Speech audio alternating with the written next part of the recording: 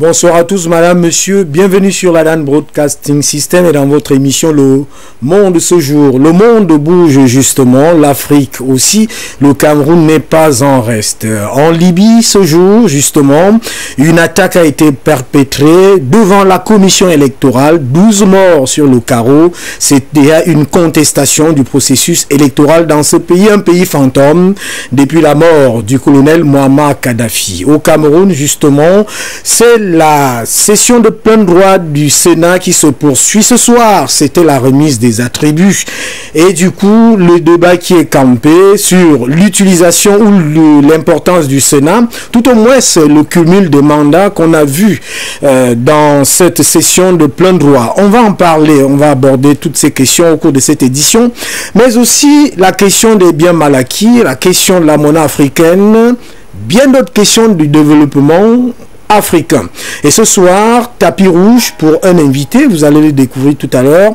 C'est un avocat que je peux dire au nord, compétent au sud, c'est-à-dire il est avocat à Marseille, c'est en France, et au barreau du Cameroun aussi. Maître Patrice Moundou, bonsoir et bienvenue. Bonsoir, merci de m'avoir invité ce soir. Alors, vous êtes, je venais de le dire, avocat compétent au nord, avocat compétent au sud. On peut même dire que je ne vais pas franchir le Rubicon, avocat sans frontières, parce que là, vous faites entre le nord et le sud. Oui, effectivement, on peut dire avocat sans frontières, avec un intérêt nouveau depuis un an pour moi, pour mon pays d'origine, le Cameroun, où j'ai prêté serment comme avocat au barreau du Cameroun en mars 2017.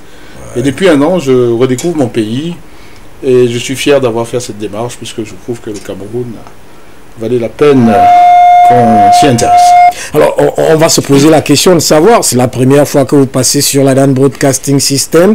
Je vous fais les amitiés parce que vous connaissez déjà l'émission Le Monde ce jour. Vous l'avez prise hors des frontières, dans les réseaux sociaux, notamment sur YouTube.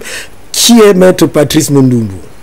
Ben, écoutez, je suis camerounais de nationalité. Je viens de passer 32 ans en France. 32 ans? Oui, où j'ai fait mes études, où j'ai exercé comme avocat d'affaires. Et depuis un an, je découvre le Cameroun en tant qu'avocat au Cameroun. Et je découvre l'Afrique, puisque j'interviens aussi dans quelques pays africains comme le Gabon. Naturellement, dans le dossier des biens mal acquis, on va aborder cette problématique-là dans nos multiples émissions parce qu'on ne va pas faire seulement une. Je commence déjà à dire cela. Donc, vous découvrez le Cameroun, vous étiez déconnecté avant Non, pas vraiment. Vous saisissiez quand même les réalités. Oui, d'autant que je suis intervenu pour quelques institutions camerounaises en tant qu'avocat en France, notamment le ministre des Finances, sur des questions qui ont lien aussi avec l'opération Épervier. Oui. Donc, je ne découvre pas le Cameroun au sens strict du terme, mais je redécouvre en tant qu'avocat au Cameroun maintenant. Voilà, mais j'ai toujours gardé depuis 32 ans un lien avec le Cameroun, un lien naturel, parce que c'est mon pays. Un lien naturel. En tout cas, vous êtes déjà là. Bienvenue au pays, on peut dire ça, c'est ça? Je suis très content d'être là. Alors, nous sommes dans l'émission Le Monde ce jour. On va en Libye, je l'ai dit tout à l'heure. Vous êtes avocat depuis à Marseille, en France naturellement. La question de la Libye, voilà un processus électoral qui a engagé, du coup, c'est une attaque devant la commission électorale, 12 morts. Ça veut dire qu'on va là dans le cycle infernal, commencé depuis 2011. Oui, on est dans le cycle infernal depuis 2011. Tout le monde est d'accord pour dire que la communauté internationale s'est trompée sur la question libyenne. Cette question a été mal gérée et peut-être même que la mort de Kadhafi a été aussi mal gérée. Aujourd'hui, tout le monde est d'accord pour dire que... Et si sa mort était nécessaire, au regard de la situation actuelle? Un pays fantôme, un pays le chaos règne entièrement. Si on avait écouté l'Afrique, et je crois que les présidents africains, l'Union africaine, avaient proposé une solution qui malheureusement n'a pas été retenue par la communauté internationale. Malheureusement. Dirigée par Nicolas Sarkozy de Boxa. En tout cas, la France... En fait, influencer, je ne veux pas dire diriger. La France était en première pointe sur la question libyenne.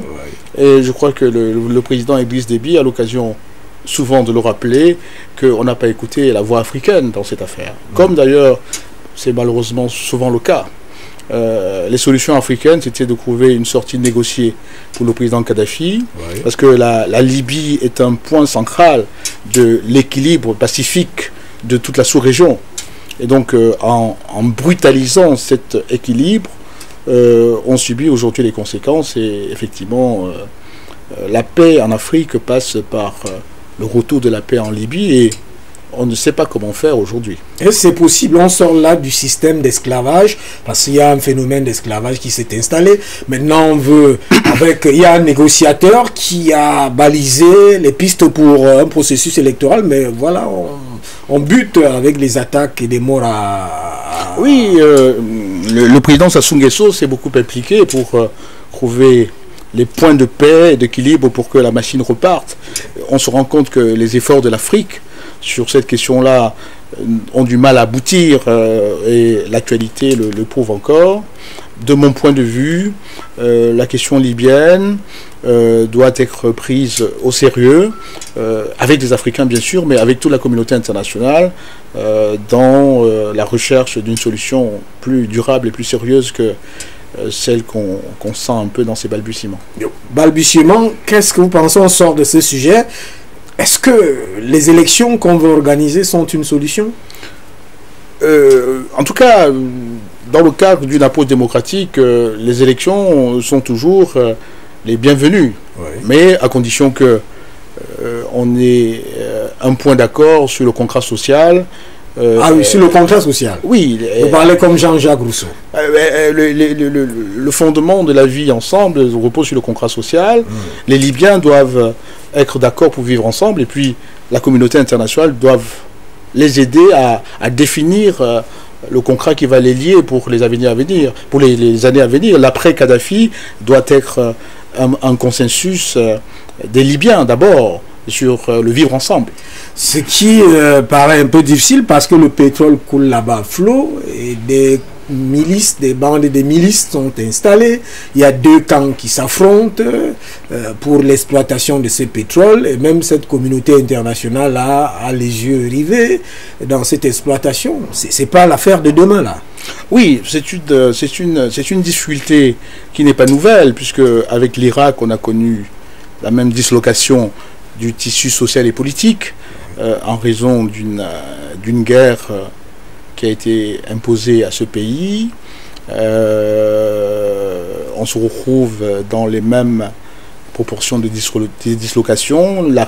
L'Irak n'a pas encore trouvé la paix tout à fait, attendue et espérée. Qui s'est installé. Voilà. La Libye connaît à peu près le même sort. Est-ce pour des questions simplement de pétrole? Mais on peut dire qu'il y a une malédiction pétrolière qu'on sent et sous-tend dans toutes ces problématiques. Il faut bien qu'une fois de plus, que la communauté internationale se penche sérieusement sur et les causes qui ont entraîné ce chaos, ouais, et les solutions les plus efficaces, parce que ça dure déjà bientôt plus de 10 ans, ouais, pour l'Irak, et puis presque 10 ans pour la Libye. Alors, malédiction du pétrole, en principe, il n'y a pas malédiction dans les Sénats, même si certains pays veulent supprimer le Sénat, comme le Sénégal. Session de plein droit au Cameroun. Ce soir, c'était la remise des attributs, mais quand même, depuis que cette session de plein droit s'est ouverte, il y a eu une actualité très forte, les cumulards. Vous avez suivi cela? Oui. Les sénateurs cumulards. Oui, on s'est réduit de ce que les sénateurs prennent l'engagement de renoncer à un certain nombre de cumuls pour rester simplement sénateurs. Mais je pense que ça pose, pour le Cameroun en tout cas, oui, que j'apprends à connaître, oui, ça pose une question globale de l'exécutif qui doit se démettre un peu d'un certain nombre de cumuls de fonctions. Parce qu'il n'y a pas que les sénateurs qui cumulent ici chez nous. Il y a il y a effectivement des lois anti-cumul, mais d'après ce que j'ai entendu dire, qu'elles ne sont pas toujours observées. Donc l'exemple du Sénat doit permettre à ce que ces lois soient observées dans tous les corps institutionnels. Mais le Sénat lui-même, il a un rôle quand même. Oui, on doit se réjouir que le Cameroun est en voie de la création de toutes les institutions prévues par la Constitution. Puisqu'on a attendu longtemps le Sénat est arrivé. Oui. On a attendu longtemps le Conseil constitutionnel, il est arrivé. Donc ces institutions apprennent à fonctionner ensemble, puisqu'il y a aussi un apprentissage nécessaire. Il y a une période pour qu'elles puissent trouver ensemble le bon moyen de s'harmoniser. Oui. Mais on se réjouit de ce que les institutions sont au fur et à mesure en place. Le Sénat joue un rôle central dans le dispositif législatif d'une part, mais aussi dans le dispositif politique, à double titre. Ouais. Puisque le premier titre, on peut dire que le dispositif politique veut que c'est le président du Sénat qui assure, au cas de difficultés éventuelles, la vacance du pouvoir. Ouais. Donc c'est un rôle éminemment central dans les institutions. Et puis aussi, on oublie souvent que les sénateurs sont, si vous voulez, les représentants des collectivités décentralisées, oui, et territoriales. Oui. Et donc, la présence du Sénat laisse entrevoir l'arrivée des collectivités décentralisées. J'entends, les municipalités sont déjà là, mais nous attendons la création des conseils régionaux, et peut-être même que la Constitution va évoluer pour créer des conseils départementaux. C'est-à-dire que la proximité de la décentralisation viendra de ce que on aura aussi des conseils départementaux pour que dans le département, les populations puissent directement décider de leur sort en lien avec le conseil départemental, ce qui pour l'instant n'est pas prévu par la Constitution camerounaise. Ce qui peut ça peut évoluer. D'ailleurs, la Constitution prévoit que le président de la République a la possibilité de faire évoluer les organes en créant de nouveaux pour adapter. Et donc, on peut souhaiter que cela se fasse. Pour vous prendre un exemple, oui, la région du centre, à elle seule, comporte 10 départements. Oui. Ce qui est énorme, énorme pour un conseil pour une décentralisation, oui, compte tenu de la proximité politique. Alors vous évoquez là quelque chose de sérieux. Oui, donc on aura du mal à créer avec la seule région du centre une proximité entre les élus et leurs électeurs, les administrés, oui, parce que effectivement la région du centre, la dizaine de départements va passer aux yeux des populations du centre comme aussi l'État centralisé. Le président du conseil général qui sera à Yaoundé, par exemple, n'aura pas de lien avec le planteur de Nanga et Boko, puisque effectivement il y aura toujours cette distance qu'on observe avec l'État central. Ouais. Donc à ce niveau-là, peut-être que la constitution du pays pourra évoluer vers la création de conseils généraux, plus en lien avec le département et plus en lien évidemment avec la démocratie de proximité, me semble-t-il. Ouais. Donc derrière la question du Sénat, il y a toutes ces questions qui tournent autour et qui nous amènent à dire que il faut saluer l'évolution institutionnelle, la mise en place et accompagner l'État à faire en sorte que cette efficacité soit réelle.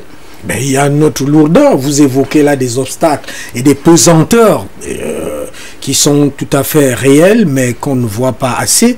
Une autre pesanteur, la mentalité des Camerounais, la corruption et autres. Ça peut être un frein dans cette affaire d'amener le pouvoir vers des zones décentralisées, vers les oui, populations.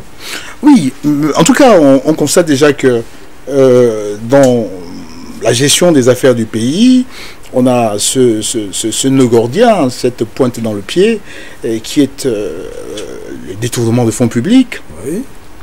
Donc, au point de vue de l'État central, on a cette difficulté qu'on observe tous les jours avec l'opération Épervier. Je crois que l'actualité en date montre très bien que dans l'émergence camerounaise, oui, projeté à 2035, qui a commencé hier et aujourd'hui, on a un frein important à l'investissement public voire privé qui connaît cet obstacle avec la question du détournement des fonds publics.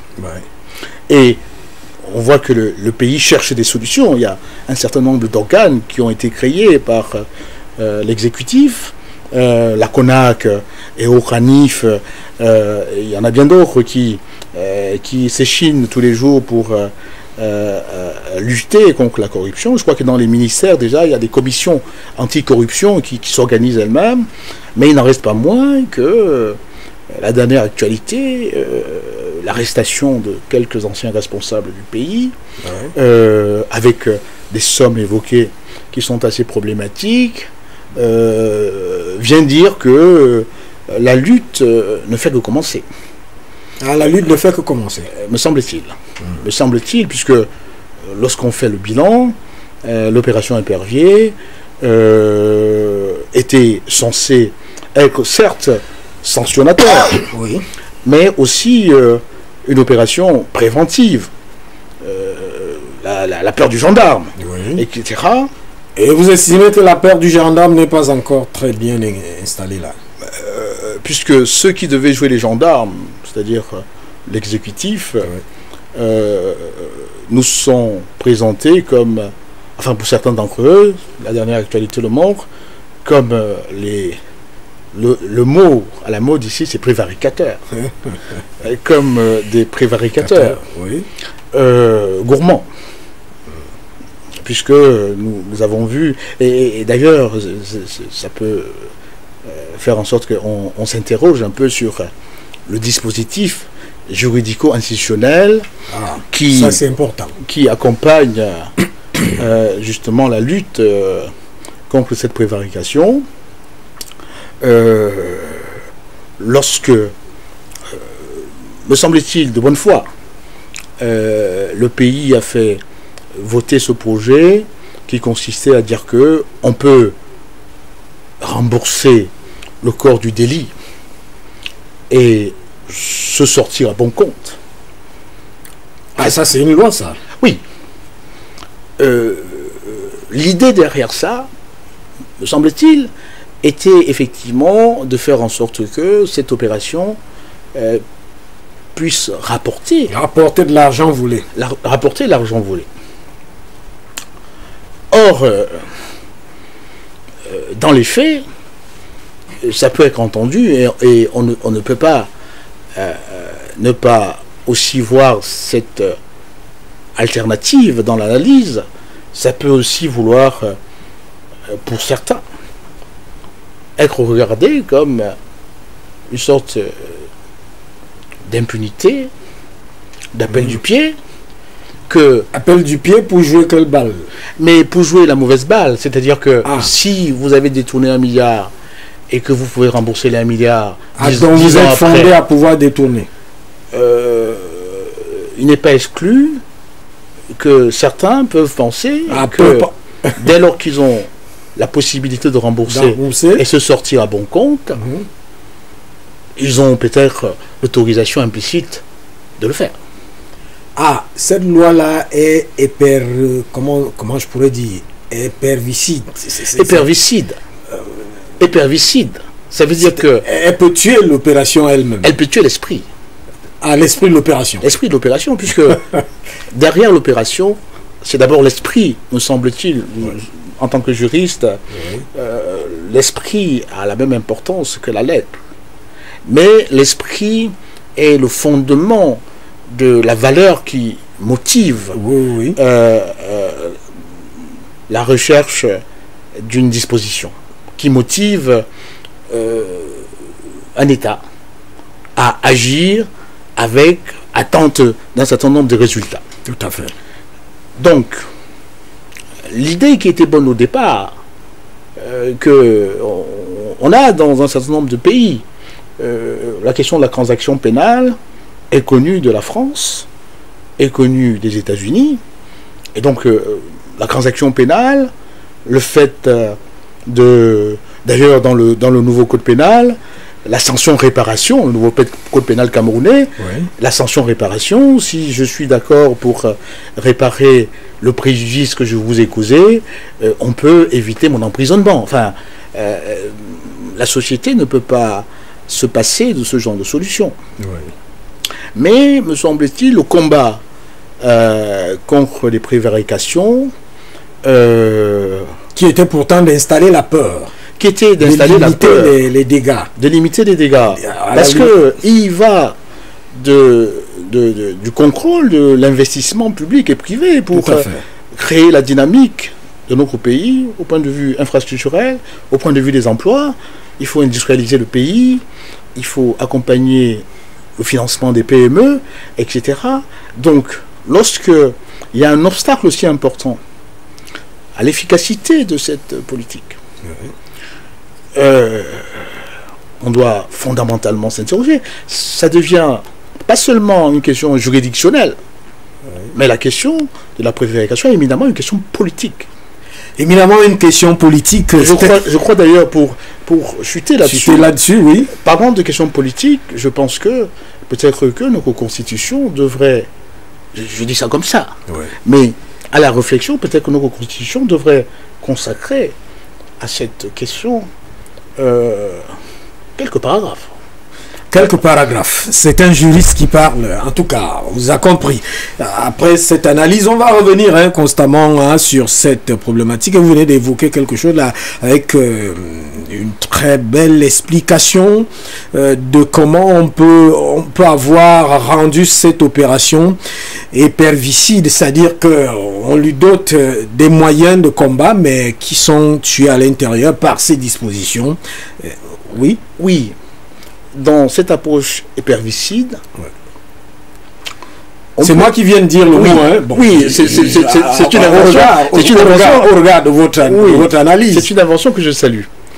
Il y a aussi une disposition du code pénal qui dit que dans le cadre de la sanction de ceux qui sont pris dans les grilles de l'épervier, lorsque leur culpabilité est reconnue, évidemment, la question de la présomption d'innocence doit toujours être dans l'esprit de tout le monde.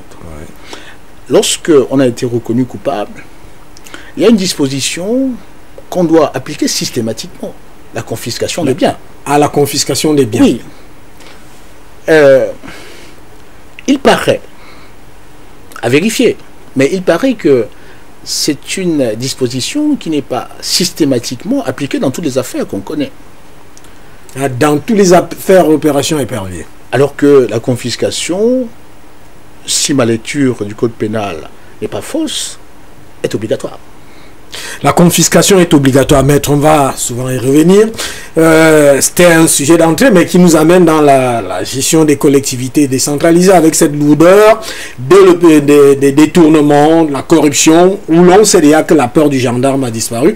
Donc dans les collectivités décentralisées, ça peut être même autre chose. C'est bien compris. Alors, on rentre là dans la question des biens mal acquis. On va souvent y revenir. Les biens mal acquis.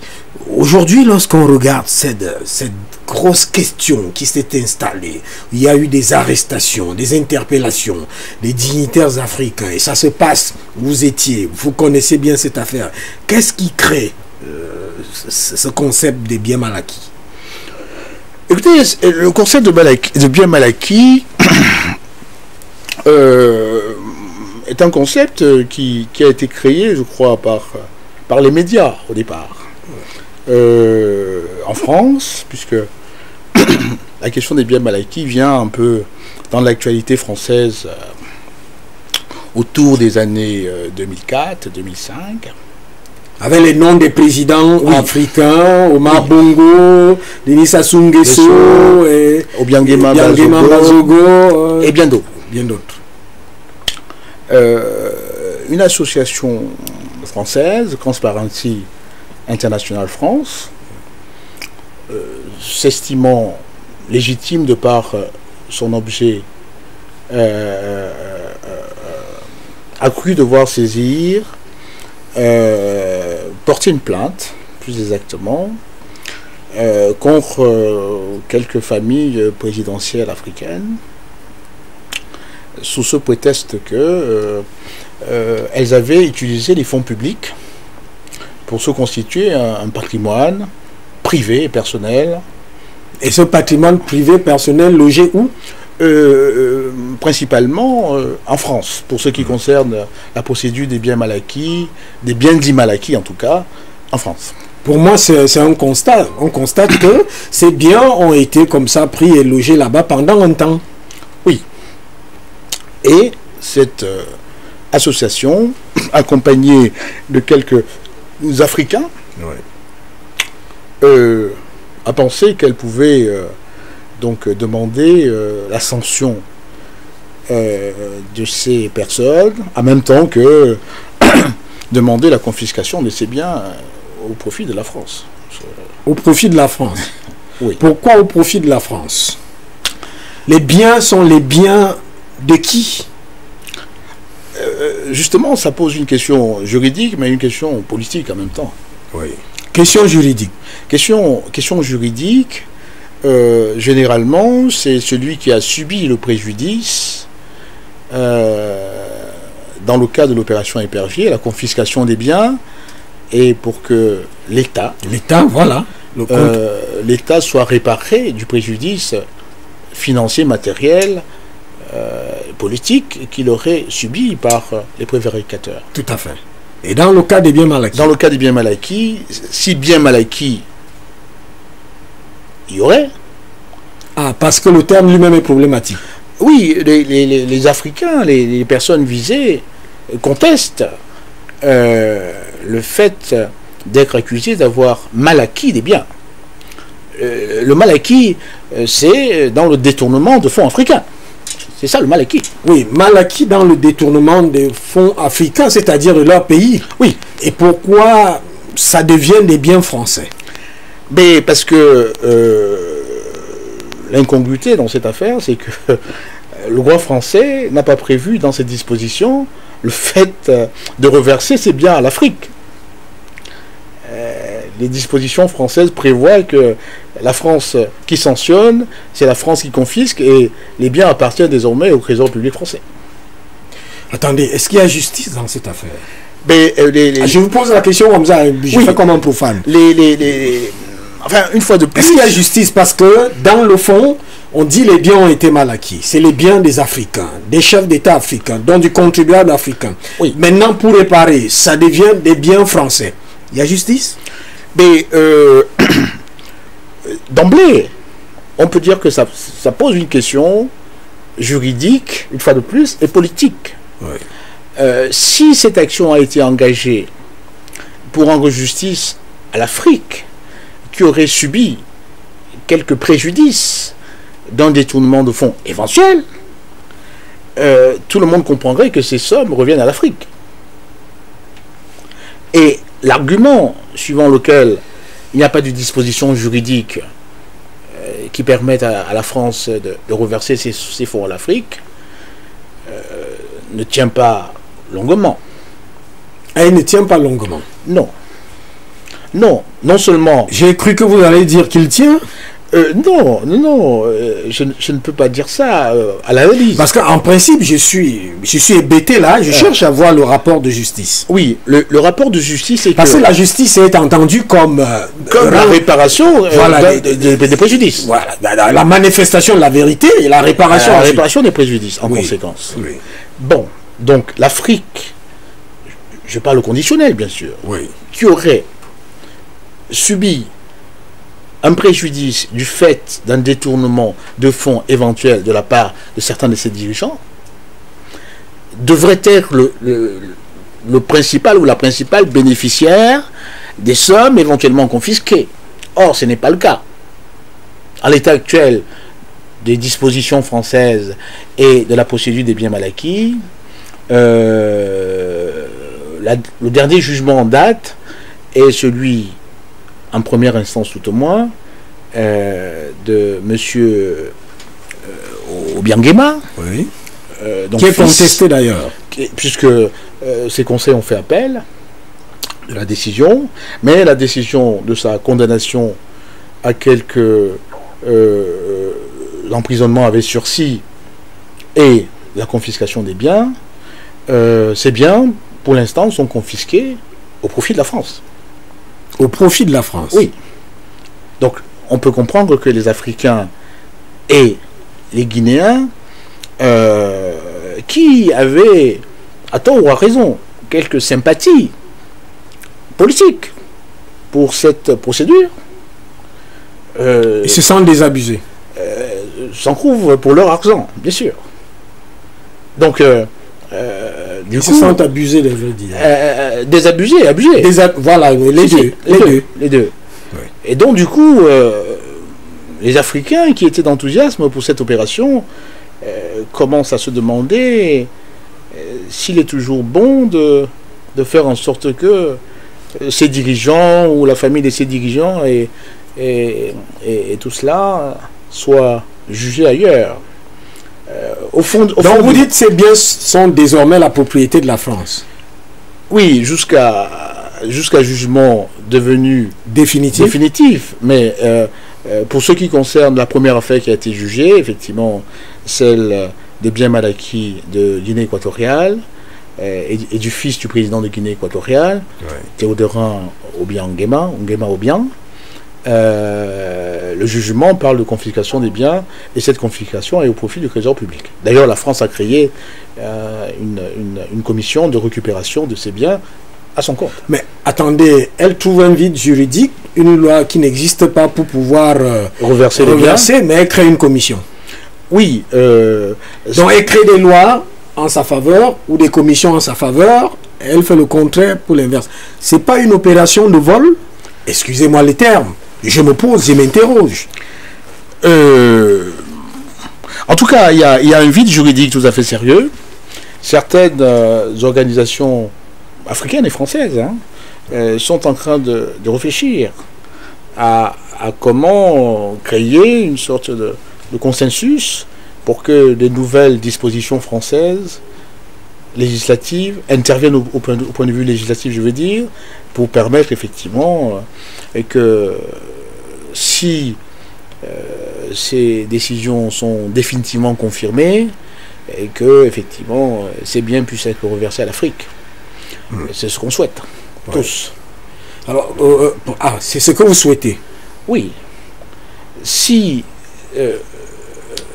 la procédure des biens mal acquis va au bout, on aura soit la relaxe, le non-lieu pour toutes ces personnes, soit leur condamnation devenue définitive, et à ce moment-là, si les dispositions françaises ont évolué et changé pour que ces biens soient reversés à l'Afrique, au cas où il y aurait des biens reversés à l'Afrique, j'insiste encore, ce serait justice.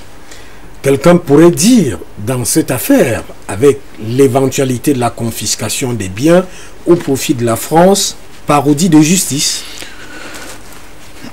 En tout cas, la plupart, tous les États qui sont impliqués dans cette affaire, ainsi que les familles, contestent avec une certaine légitimité le droit pour la France de juger.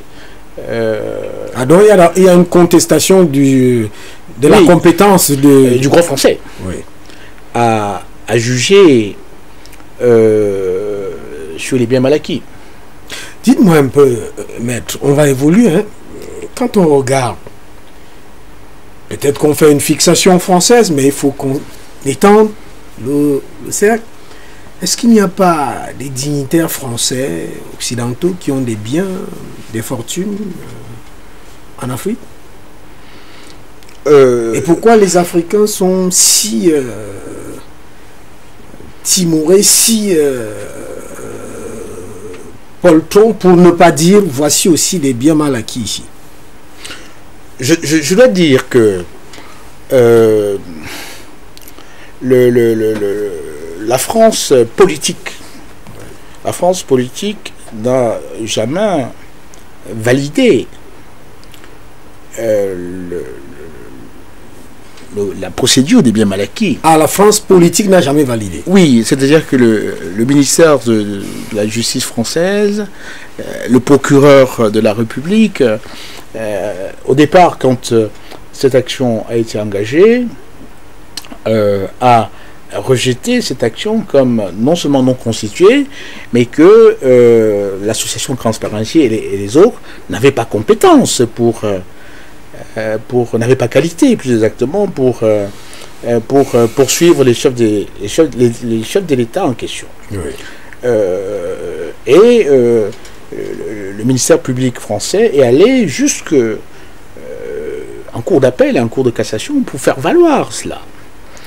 Mais la séparation des pouvoirs, le pouvoir judiciaire, puisque c'est la cour de cassation française qui confirme la bonne qualité de l'association Transparency pour poursuivre, en contradiction avec ce que j'appelle la France politique, c'est-à-dire que le procureur de la République d'abord et toute la suite jusqu'en cour de cassation, la cour d'appel, où la France politique estimait que la Transparency n'avait pas qualité pour poursuivre de ses actions. C'est la Cour de cassation française qui, finalement, prend une décision en 2010 pour dire que Transparency a compétence, a qualité pour se porter partie civile contre les familles dont nous venons de citer les noms, les familles africaines présidentielles dont nous venons de citer les noms. Donc, c'est pour ça que je pose la question inverse. Oui. Je le dis aussi au conditionnel. Il est quand même dit que les présidents ou les anciens ou les défunts ont d'énormes propriétés dans des pays africains, des installations, un ensemble de choses. Là-bas, c'est des biens propres, c'est ça? Bien proprement acquis, c'est ça?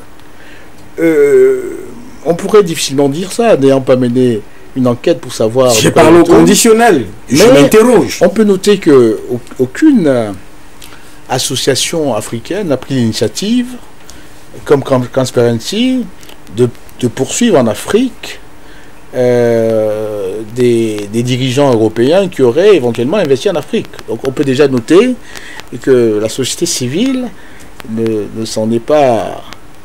Les États pris individuellement pourraient difficilement initier à leur propre initiative une telle action. En tout cas en France, et ce sont la société civile. Je note cependant que quelques associations africaines se sont constituées devant la Cour pénale internationale contre Nicolas Sarkozy, le président Sarkozy, pour demander qu'il soit lui-même poursuivi. Poursuivi pour l'assassinat du colonel Mouammar Kadhafi, etc. Et c'est cette histoire de financement de sa campagne électorale de 2007. Cette histoire est devant les tribunaux français, et comme tout le monde le sait, le président Sarkozy vient de faire l'objet d'une garde à vue et d'une mise en examen sur... Ça va prospérer? En tout cas, toute vérité est bonne à dire, et donc cette question a été au cœur de la dislocation de la Libye, puisque tout le monde se souvient que Kadhafi ainsi que ses propres fils avaient mis en cause une relation informelle qu'ils avaient avec le président, qu'ils auraient eu avec le président et ses collaborateurs, le président Sarkozy, sur la question du financement de sa campagne. Et elle reste encore d'actualité, puisque effectivement, il y a quelques jours, la question est revenue sur le devant judiciaire, et le président Sarkozy est mis en examen actuellement. Mais sorti, il a pris position sur les médias en donnant des interviews. Oui, il est... D'ailleurs, c'est un de mes confrères, il a le droit de se défendre. Ah, il a le droit à la défense. Oui, bien sûr que... et c'est un défenseur pugnace. Il a le droit de se défendre, mais en tout état de cause, vous voyez très bien que derrière la question de la Libye que vous me posiez d'emblée. Tout à fait. Il y a beaucoup de ramifications qui concernent le lien de ce pays, de ce régime, le régime Kadhafi, avec le régime français à l'époque de M. Sarkozy. Où on peut aller retrouver des biens mal acquis à l'inverse. C'est-à-dire que des dignitaires occidentaux, puisque si la campagne a été financée, c'est quand même pas des biens proprement acquis. Oui, vous savez que la Libye a quelques procès importants avec des grandes banques internationales, américaines et françaises, sur le fait que le fonds d'investissement libyen avait fait des placements de quelques dizaines de milliards de dollars dans les grandes institutions mondiales, Oui. Privées comme publiques, et que depuis le départ de Nicolas Sarkozy, la Libye négocie pour que l'argent investi de part et d'autre, cet argent lui revienne. Et là aussi, c'est un nœud de difficulté à ce que ce pays-là retrouve un peu les fonds qui ont été placés par le colonel Kadhafi. Oui. Cette fois-là, des biens qu'on pourrait dire bien acquis, puisqu'il est placé au nom du pays, pas à son nom personnel. Ce qui cause problème pour les biens mal acquis, c'est que c'est placé au nom personnel. Je n'ai pas dit ça, mais je pose la question. Mais en tout cas, le fonds d'investissement libyen, qui était d'ailleurs propriétaire dans nos pays ici de Oil Libya, que tout le monde connaît, les fonds libyens étaient des fonds souverains.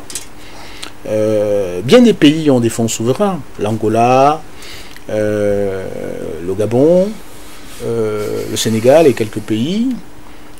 Je pense que le Cameroun y pense avec un certain nombre d'institutions qui sont un peu les investisseurs étatiques, la SNI, la SNH et autres CAA.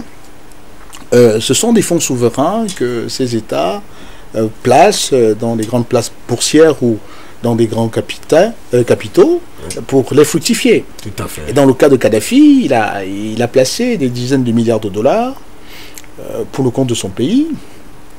Et il convient que ces fonds reviennent à la Libye dans le cadre de la reconstitution du pays.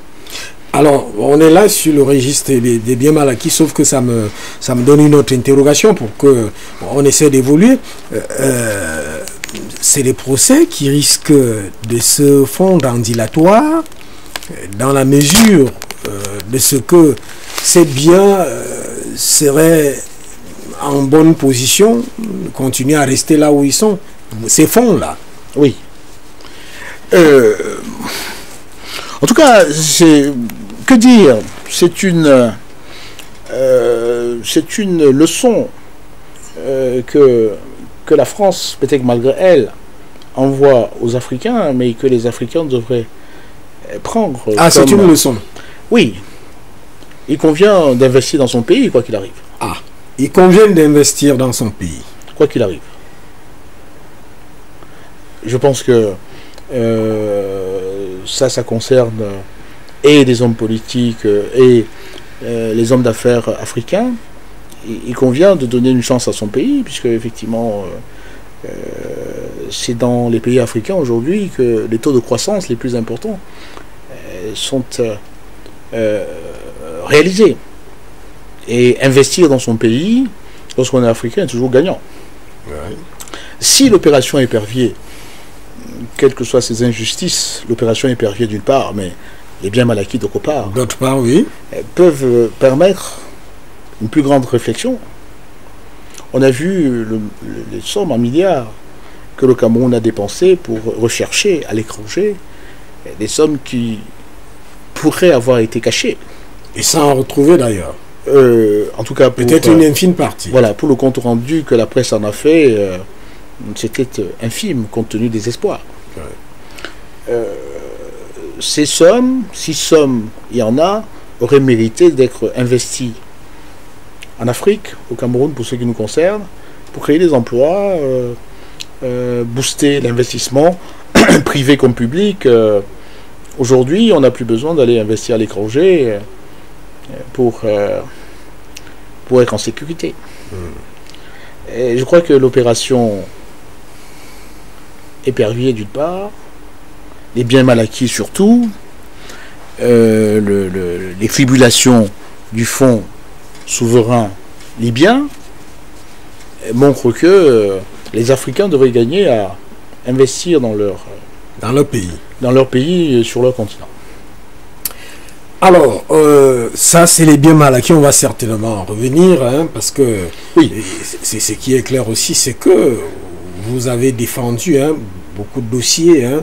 On reviendra sur ces dossiers, mais aujourd'hui, pour aller vers la fin de ce programme, on aborde quand même le problème de la monnaie, parce qu'on sait aussi que pour parler des biens mal acquis ou des biens proprement acquis, c'est pas, je prends ça comme ça, il y a cette question avec la Libye du Fonds monétaire africain, où en réalité c'est comme si tous les péchés de Kadhafi s'étaient résumés en la mise en place de ce fonds. Il faut dire que nous, au Camerounais, nous avons perdu une affaire dans cette affaire, puisque le siège du Fonds monétaire africain avait déjà été identifié. Le siège était à Yaoundé. Ouais. Quelques bureaux, d'ailleurs, avaient été déjà réquisitionnés. Et un ancien ministre de l'économie, je crois, camerounais, était désigné comme le secrétaire permanent, peut-être provisoire, mais le secrétaire, pour organiser un peu l'installation du siège du Fonds monétaire africain. Du Fonds monétaire africain. Nous avons perdu une chance, puisque depuis quelques années, l'histoire est restée dans les tiroirs. Donc nous avons perdu une chance d'avoir une autonomie africaine sur la question de la gestion de nos fonds, ce qui a de plus en plus exacerbé le débat sur pour ou contre le franc CFA. Le franc CFA. Et la question est devenue émotionnelle. Ah, pourquoi émotionnelle?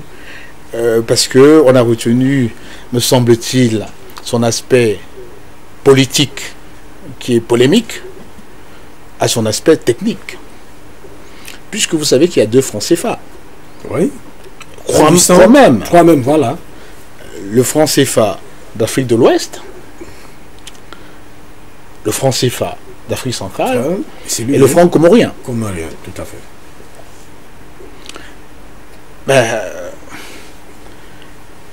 Il y a un aspect technique qui est plus important. À mes yeux, en tout cas. Ça ne veut pas dire que l'aspect politique de la souveraineté, oui. Parce que chaque pays, dans le principe, doit avoir sa souveraineté monétaire. Oui. Ça lui permet d'avoir des politiques monétaires pour pouvoir mieux envisager ses problématiques économiques. Tout à fait. Se projeter d'ailleurs. Bien. Donc, la question de la souveraineté ne peut pas être évacuée d'une main. C'est une question réelle, mais émotionnelle. Parce qu'elle fait appel à tout le débat plus ou moins colonial. Qu'est-ce que fait la France ici? Pourquoi elle est à la BEAC et tout ça. Enfin, bref. Alors ça, c'est émotionnel. Vous parlez comme Senghor. Non, non. Donc c'est une manière de dire. Non, ça ne doit pas vous inquiéter. Je veux dire que vous parlez bien. C'est-à-dire qu'en fait, vous faites une bonne distanciation. Oui, il y a un tiraillement politique. Oui. Or, les États ont besoin de prendre, les États comme les nations, oui, ont besoin de prendre du recul avec des questions émotionnelles. Tout à fait. Parce que si on ne prend pas le recul avec les questions émotionnelles, on se convainc de quelque chose, et après, ça devient très dangereux. Tout à fait. On connaît des pays où l'émotion l'a emporté, comme le Rwanda. Ouais. Et on est arrivé jusqu'au génocide. Et l'Afrique a perdu beaucoup dans cette affaire. On connaît les pays comme la Côte d'Ivoire où l'émotion de l'ivoirité l'a emporté. L'émotion de l'ivoirité. Oui. Vous venez de créer un alliage là, conceptuel. Si. Parce que certains Ivoiriens se sont dit plus Ivoiriens que d'autres et ont offusqué les autres et ils sont... Et du coup, on créé 2 camps. 2 camps qui s'est coupé à la machette. Ah. Il y a eu la guerre civile en Côte d'Ivoire.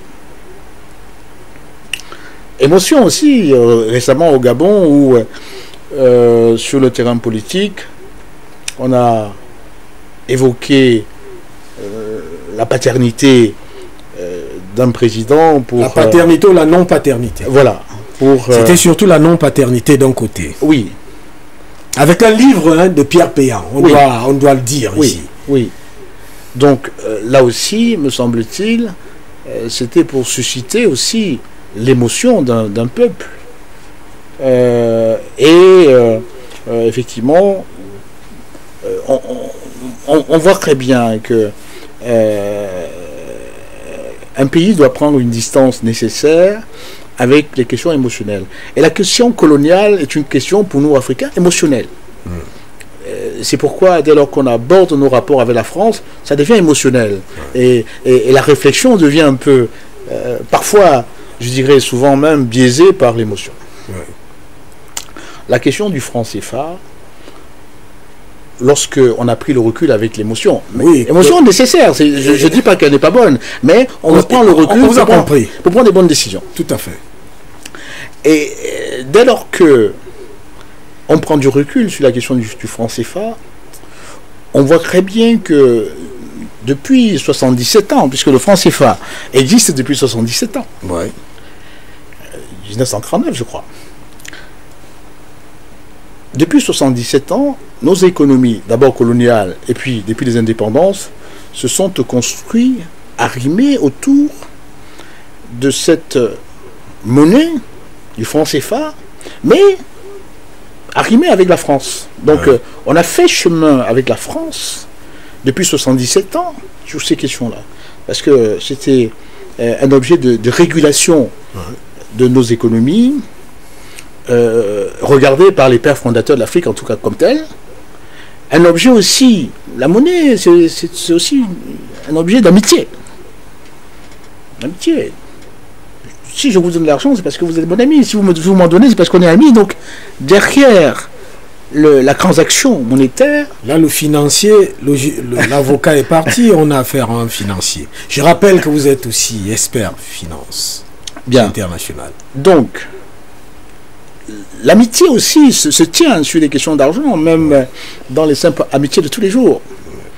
Donc la France et l'Afrique a pu aussi, on ne peut pas exclure cette hypothèse, a pu aussi créer un lien de démarche commune ensemble sur la monnaie.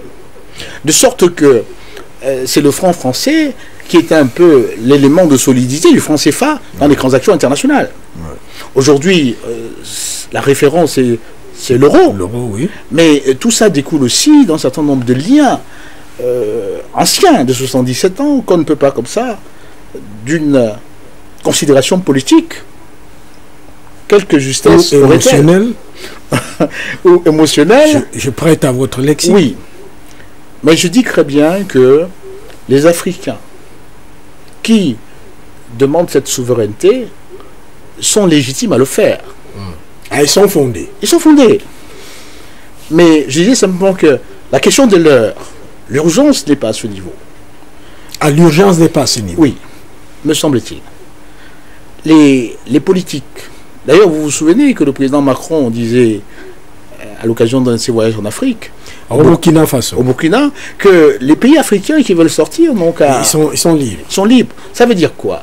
Ça veut dire que peut-être qu'il faudrait que les pays africains interrogent, peut-être même par référendum, leur population sur ces questions-là. Est-ce que ce n'est pas un piège politique? Chaque pays doit assumer son destin. Chaque pays doit assumer son destin. On se souvient... Son destin jusqu'au sacrifice, Jules Christ Olympio et autres. On se souvient que... il a dit ça.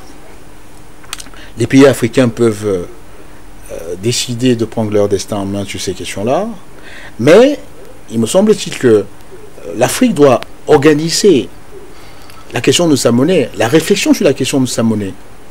Aujourd'hui, je crois que Jeune Afrique nous faisait écho la semaine dernière d'une position nouvelle de M. Dominique Strauss-Kahn. Oui, sa réflexion. Sa réflexion sur le franc CFA. Il a évolué. il a évolué et seuls ceux qui ne veulent pas voir avancer les choses n'évoluent pas, même dans la pensée. Il pense aujourd'hui que le débat sur le franc CFA est légitime, mais qu'il faut élargir la réflexion. Est-ce que, dit-il, et à juste titre, puisque un certain nombre de personnalités économiques et financières africaines valident cette pensée, il faudrait peut-être faire évoluer l'arrimage du franc CFA, pas seulement sur l'euro, mais sur les monnaies avec lesquelles nous commerçons le plus. Tout à fait. La Chine, le dollar, le yen, la Chine qui est présente et tout ça, en tout cas, c'est ce qu'il dit, et à juste titre. Et que ce ne soit pas seulement arrimé à l'euro. À l'euro. Et donc avec une parité fixe, avec tous ces éléments qui empêchent l'évolution. Premier point. Oui. Second point, la zone CFA, c'est-à-dire la zone Afrique de l'Ouest, et la zone CEMAC n'ont pas de transactions financières suffisantes entre elles. C'est 2% de l'activité économique de ces zones. Il y a un problème. S'il n'y a que 2% d'activité entre ces deux zones, c'est tout à fait extraordinaire. Donc, en termes d'investissement aussi, on constate que ce sont... Parce qu'il y a déjà une barrière entre les deux types de francs. Oui, il y a une barrière, certes... Et leur circulation. Leur circulation ne permet pas de dynamiser l'investissement, l'auto-investissement entre eux.